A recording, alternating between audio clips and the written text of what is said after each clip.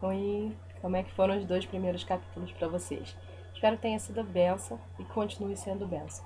Esse livro, à medida que a gente vai lendo, ele vai ficando mais gostoso, vai ficando melhor. Porque você vai começando a entender melhor, né, o nosso propósito aqui na Terra. Nós vamos agora para o terceiro capítulo que diz quem dirige a sua vida. Uma pergunta, na verdade, né? Quem dirige a sua vida? E temos Eclesiastes 4:4, que diz assim: Percebi que o que faz os homens correrem atrás do sucesso é a inveja. E uma frase aqui que diz assim: o homem sem propósito é como um barco sem leme, um vira-lata, um nada, um ninguém. E o capítulo começa assim. Esse capítulo ele é um pouquinho mais longo, então vou tentar correr mais um pouquinho, tá bom? Diz assim: a vida de todo indivíduo é dirigida por algo. A maioria dos dicionários define o verbo dirigir como guiar, controlar, direcionar. Se você está dirigindo um carro batendo um prego ou rolando uma bola de golfe, estará naquele momento guiando, controlando e direcionando. Qual a força motriz que dirige sua vida? Neste exato momento, é possível que um problema, uma urgência ou um fim de um prazo determinado estejam dirigindo você. É possível que uma lembrança dolorosa, um temor ou uma crença inconsciente também o esteja dirigindo. Centenas de circunstâncias, valores e emoções podem dirigir sua vida. Eis aqui 5 das mais comuns. Muitos são dirigidos pela culpa. Algumas pessoas passam a vida inteira fugindo do remorso e ocultando a vergonha. Dirigidas pela culpa, são manipuladas pelas lembranças, permitem que o passado controle o futuro e frequentemente punem a si mesma, sabotando o próprio sucesso. Quando Caim pecou, sua culpa o afastou da presença de Deus, que disse: Você será um fugido errante pelo mundo. Este quadro descreve a maioria das pessoas hoje em dia, a andar pela vida sem propósito. Somos produto de nosso passado, mas não precisamos ser prisioneiro dele. O propósito de Deus não é restringi-lo, não é restrito também ao nosso passado, né? Pelo nosso passado. Ele tornou um assassino chamado Moisés num líder e um covarde chamado Gideão num corajoso herói. E também pode fazer coisas maravilhosas com o restante de sua vida. Deus é especialista em dar às pessoas um novo começo. A Bíblia diz: como é feliz o homem que tem suas desobediências perdoadas e seus pecados cobertos. Muitos são dirigidos pelo ressentimento e pela raiva. Algumas pessoas apegam-se a mágoas sem jamais superá-las. Em vez de aliviar a dor por meio do perdão, revivem-ne continuamente em pensamento.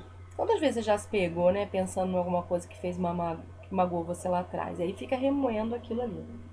Quando dirigidas pelo ressentimento, calam-se e interiorizam a raiva, enquanto outras se irritam e agridem outros. Ambas as reações são nocivas e inúteis. O ressentimento sempre machuca mais o ofendido do que a pessoa que o ofendeu.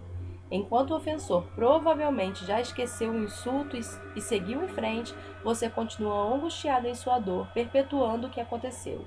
Ouça: aqueles que o magoaram no passado não poderão continuar a feri-lo, a menos que você se agarre à dor por meio do ressentimento.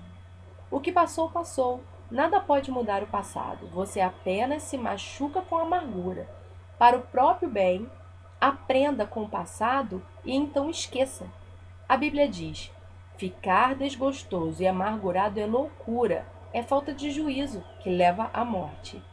Muitos são dirigidos pelo medo. Seus temores provavelmente resultam em experiências traumáticas e de expectativas fantasiosas, do crescimento num lar extremamente severo ou mesmo de predisposição genética. Independentemente do que tenha causado tal situação, pessoas dirigidas pelo medo com frequência perdem grandes oportunidades por terem medo de correr riscos. Em vez disso, comportam-se de maneira cautelosa, evitando arriscar-se e tentando manter o status. O medo é o encarceramento voluntário, que o impedirá de se tornar no que Deus pretende que você seja.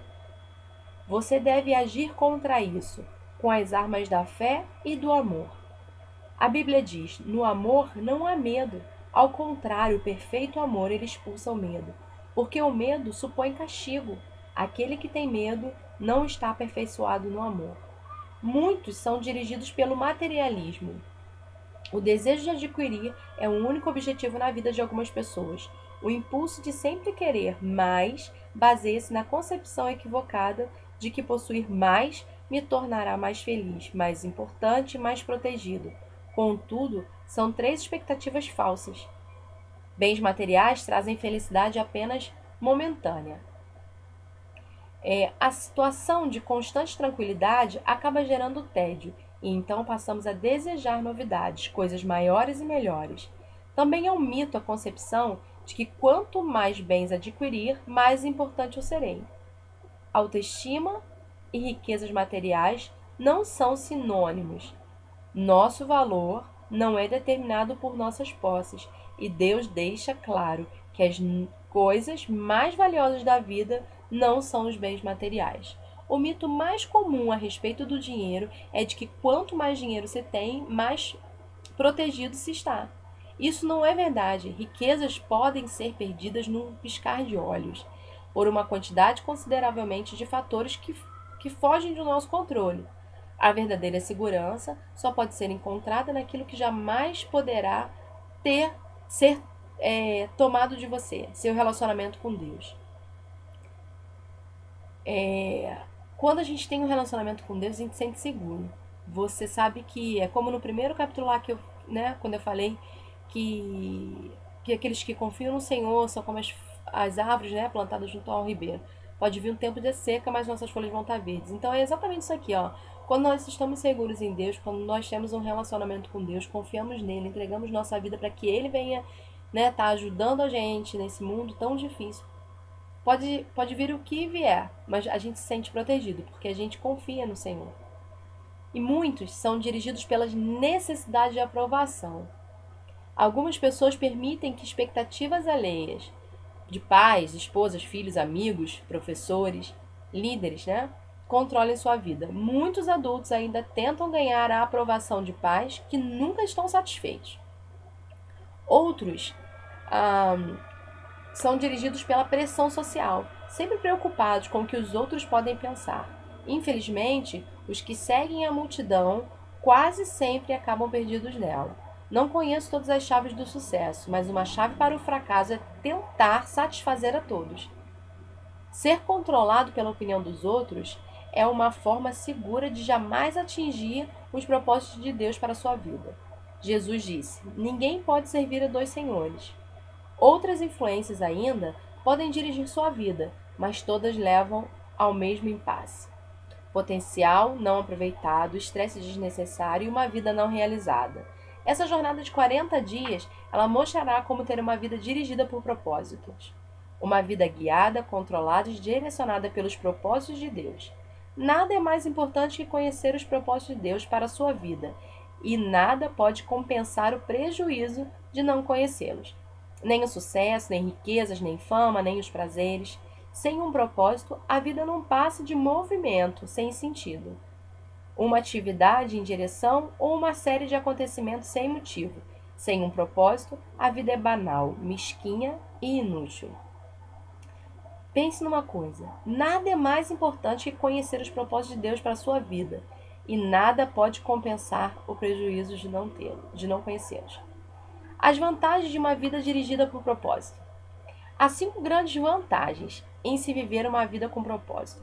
Conhecer o propósito de sua vida com que ela tenha sentido. Faz com que ela tenha sentido. Fomos feitos para alcançar algum significado na vida. Por isso, tantas pessoas recorrem a métodos questionáveis como a astrologia e a psicologia para tentar descobri-las. Quando a vida faz sentido, você pode suportar quase tudo. Do contrário, ela se tornará insuportável. Um jovem, na casa dos 20 anos, escreveu: sinto-me um fracassado, pois luto para me tornar algo que nem ao menos sei o que é. Tudo o que sei fazer é sobreviver. Se um dia eu descobrir meu propósito, aí sim começarei a viver. Sem Deus, a vida não tem propósito. Sem um propósito, a vida não faz sentido. Sem um sentido, a vida não tem relevância, nem esperança. Na Bíblia, Diversas pessoas expressaram sua falta de esperança. Isaías queixou-se: tenho-me afadigado sem qualquer propósito. Tenho gastado minha força em vão e para nada. Jó disse: meus dias são vazios e sem esperança, e detesto a vida, não quero mais viver. Deixa-me em paz, pois a minha vida não vale nada. A maior de todas as tragédias não é a morte, mas a falta de propósitos na vida. A esperança é tão essencial para a vida quanto o ar, a água. É preciso a esperança para lutar. O Dr. Bernin descobriu que podia prever qual dos pacientes com câncer apresentaria melhoras ao perguntar: você quer viver até os 100 anos de idade? Os que tinham profunda noção de propósito de vida respondiam que sim, e eram aqueles com maior probabilidade de sobrevivência. A esperança é gerada naquele que tem propósitos. Se você tem se sentido sem esperança, não desista. Mudanças maravilhosas acontecerão em sua vida quando você começar a viver com propósitos. Deus diz: sei os planos que tenho para vocês, planos para o bem e não para lhes causar aflição. Eu lhes darei esperança e um futuro promissor. Talvez você esteja com a sensação de estar enfrentando um problema insolúvel, mas a Bíblia diz: Deus é capaz de fazer muito mais do que nós jamais ousaríamos pedir ou mesmo imaginar, infinitamente além de nossas mais sublimes orações, anseios, pensamentos ou esperanças. Conhecer seu propósito simplifica a vida. Ele define o que você faz e o que não faz. O propósito é o padrão pelo qual você avalia suas ações, para saber as que são essenciais e as que não são.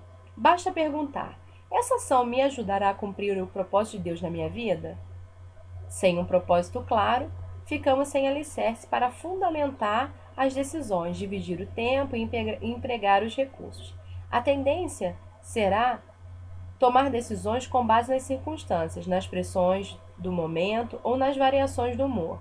Quem não conhece seu propósito exagera nas atividades e isso causa estresse, fadigas e conflitos. É impossível fazer tudo o que as pessoas querem que você faça. Seu tempo é suficiente apenas para fazer a vontade de Deus. Se não consegue realizá-la por completo, significa que está tentando fazer mais do que Deus pretendia que fizesse. Ou possivelmente está assistindo muito a programas de televisão. Uma vida dirigida por propósitos conduz-nos a um estilo de vida mais simples e a uma agenda mais equilibrada. A Bíblia diz: a vida cheia de ostentação e pretensiosa é uma vida vazia. A vida despretensiosa é modesta, é uma vida plena. Isso também leva à paz de espírito. Tu, ó Senhor, dás paz e prosperidade às pessoas que têm uma fé firme, às pessoas que confiam em Ti. Conhecer seu propósito ajuda a estabelecer prioridades. Isso faz com que esforços e energias se concentrem no que é importante. Você se torna eficiente ao ser seletivo. Faz parte da natureza humana distrair-se com assuntos de menor importância. Fazemos de nossa vida um jogo. Henry observou que as pessoas vivem num desespero silencioso. Mas hoje uma melhor descrição seria distração sem objetivo. Muitas pessoas são como giroscópios, rodopiando num ritmo frenético sem jamais chegar a lugar nenhum, sem um propósito definido. Você ficará mudando de rumo, de emprego, de relacionamento, de igreja, na esperança de que cada mudança seja definitiva ou preencha o vazio do seu coração. E você pensa: talvez seja diferente dessa vez, mas isso não resolve o verdadeiro problema, que é a falta do foco e de propósito. A Bíblia diz: não viva de forma insensata nem alienada, certifique-se de que você compreende a vontade do Senhor. A capacidade de concentração pode ser verificada na luz.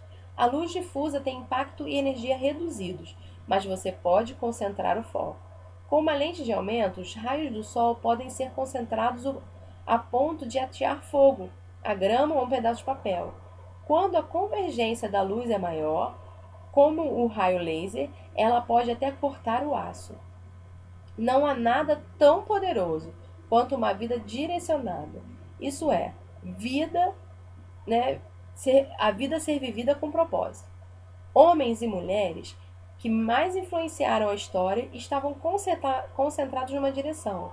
O apóstolo Paulo, por exemplo, difundiu o cristianismo no Império Romano praticamente sozinho.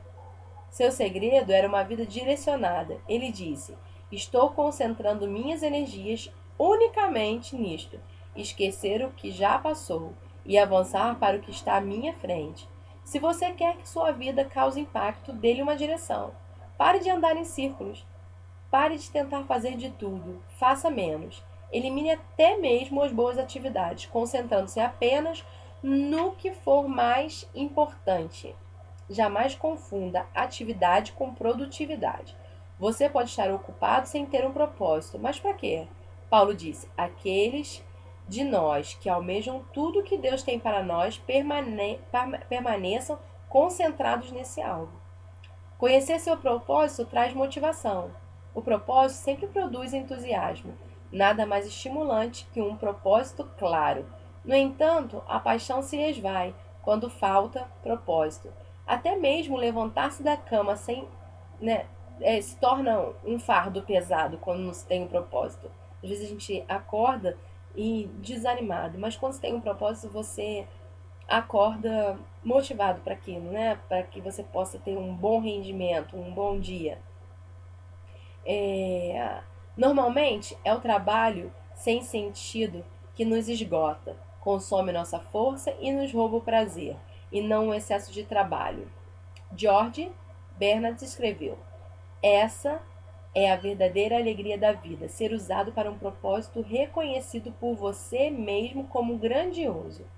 Ser uma força da natureza em vez de um amontoado, inconstante e egoísta de ressentimentos e lamentações, sempre reclamando que o mundo não se esforça para torná-lo feliz. E conhecer o seu propósito irá prepará-lo para a eternidade. Muita gente passa a vida tentando criar um legado. Tais pessoas querem ser lembradas depois que partirem. Entretanto, o que, em última análise, mais importa não é o que os outros dizem sobre sua vida, mas o que Deus diz. O que as pessoas não percebem é que todas as realizações acabam sendo superadas, recordes são quebrados, reputações não subsistem e homenagens são esquecidas. Na faculdade, a meta de James era ser o campeão de tênis da instituição. Ele sentiu-se orgulhoso quando viu uma taça exposta num local de destaque na sala de troféus da faculdade. Anos mais tarde, alguém lhe enviou um troféu pelo correio. Eles o haviam achado numa lata de lixo durante uma reforma na escola. James disse: um dia, todos os seus troféus serão jogados no lixo por alguém. Viver para criar um legado é um objetivo sem perspectiva. Uma utilização mais sábia do tempo é construir um legado eterno. Você não foi posto neste mundo para ser lembrado. Você foi colocado a fim de se preparar para a eternidade. Chegará o dia em que você estará diante de Deus e Ele fará uma auditoria em sua vida, um exame final, antes que você ingresse na eternidade. A Bíblia diz: lembre-se, cada um de nós comparecerá diante do tribunal de Deus. Sim, cada um de nós terá de prestar conta de si mesmo. Felizmente, Deus quer que passemos no teste. Por isso nos deu as perguntas antecipadamente. Pela Bíblia, entendemos que Deus nos fará duas perguntas fundamentais. Primeira pergunta: o que você fez com meu filho Jesus Cristo? Deus não irá perguntar sobre sua formação religiosa ou visão doutrinária. O único ponto importante será: você aceitou o que Jesus fez por você? Aprendeu a amá-lo e a confiar nele? Jesus diz: eu sou o caminho, a verdade e a vida. Ninguém vem ao Pai senão por mim. E a segunda pergunta: o que você fez com o que eu lhe dei? Isto é, o que você faz com a sua vida? Dádivas, talentos, oportunidades, energias, relacionamentos, recursos, enfim, tudo que Deus lhe deu. Gastou com você mesmo ou fez uso deles para os propósitos que Deus tinha para você? Prepará-lo para essas duas perguntas é o objetivo deste livro. A primeira irá determinar onde você passará a eternidade. A segunda determinará o que você fará na eternidade. Ao terminar este livro, você estará pronto para responder essas duas perguntas. E o tema da reflexão de hoje é: viver com propósito é o caminho para ter a paz. E o versículo para memorizar, Isaías 26:3. Tu, ó Senhor, dás paz e prosperidade às pessoas que têm uma fé firme, às pessoas que confiam em Ti. E a pergunta para a gente meditar é a opinião de minha família, de meus amigos, que orientam minha vida? Que força desejo que dirige minha vida? Então, que a gente possa estar realmente pensando, sabe, o que tem dirigido a nossa vida. Queridos, fiquem com Deus e até o próximo vídeo.